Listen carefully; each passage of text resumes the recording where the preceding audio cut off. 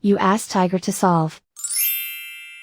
This deals with linear equations with one unknown. The final result is x equals 14/3. Let's solve it step by step. Simplify the expression. Find the greatest common factor of the numerator and denominator. Factor out and cancel the greatest common factor.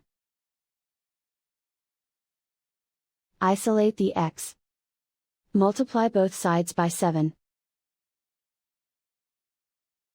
Group like terms.